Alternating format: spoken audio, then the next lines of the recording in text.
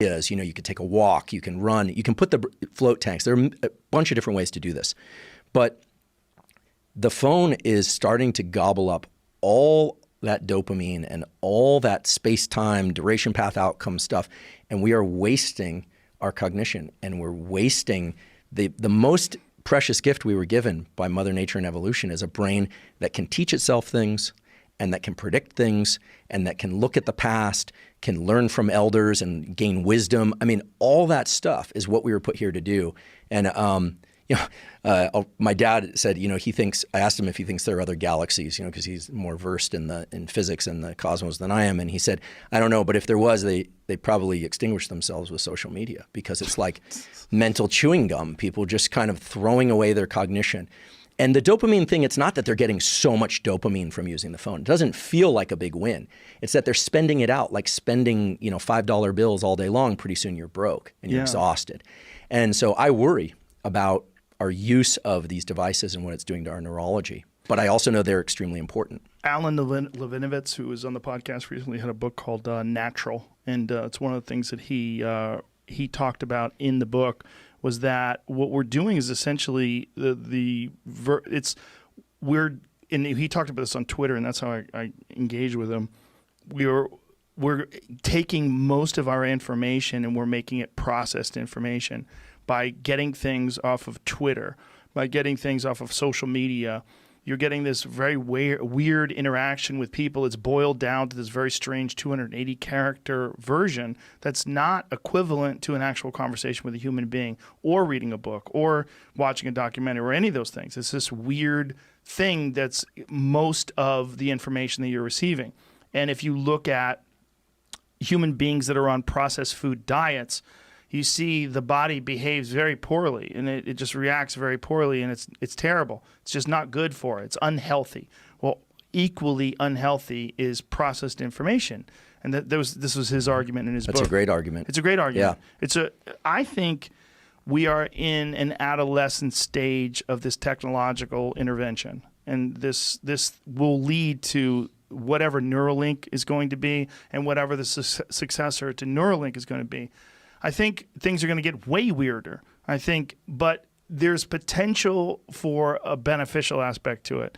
And I think one of the potentially beneficial aspects is that it seems like all of technology is moving us through, at least in this virtual sense of using phones and computers, where the boundaries between people and information are becoming smaller and smaller.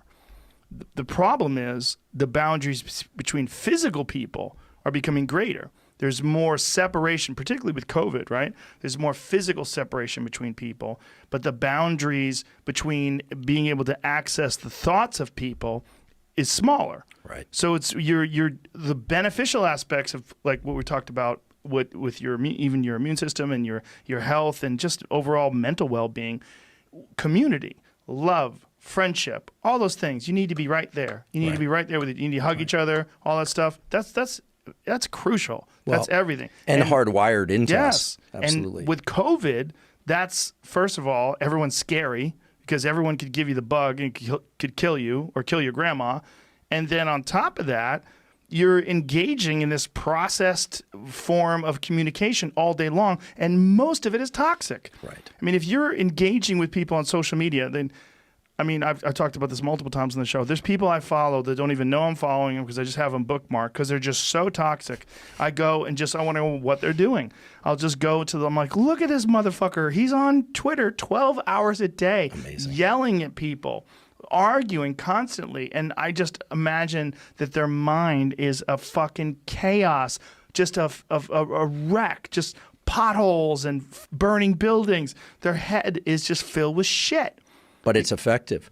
In a terrible way, it's effective. Mm-hmm. It's like in the engineers, talk about signal versus noise. And the brain is essentially an engineered machine. It looks for where signal is high and above the noise. And so there really is a payoff nowadays, a short-term deleterious payoff, but payoff nonetheless, for being able to recruit people's attention, recruit their autonomic nervous system, get them into those modes of having to click and follow and scroll.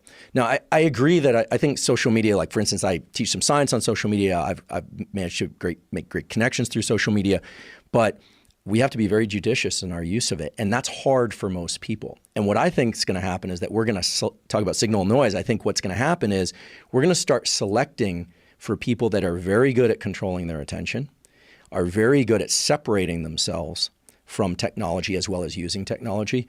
And so for people that are just rapidly consuming technology and information and thinking this is the way to live a good life or to get ahead, they're actually just falling into the noise. And the people that are, I think it's one of the reasons why a select set of individuals have been so effective at controlling the landscape, the political landscape, the lots of landscapes, let's just say that. And I think that we need to think about whether or not we're in the noise or whether or not we're, paying attention to these big peaks of signal. And what's that? We're getting recruited. We're getting, kind of groomed by these things. And it is scary. And at the same time, I agree. I think that eventually we will break through this. I do, because that's what the human animal is really good at. Yeah, I think we're in the technological dark ages. That's what I think. I think we very well. I think we're in just some weird thing where there's a lot of people going, this is not good, kids. This is not good. But most people are like, fuck you. And just wading into the fray. Because it feels kind of good. Yeah, well, especially when you don't have real meaning or purpose in your life because you're unemployed and you're stuck at home because of COVID and you're scared. Well, that's a way that people occupy their mind and engage, and you're seeing a big uptick. Yeah, big uptick in at least the people that I'm paying attention to, and the toxicity of their exchanges. It's just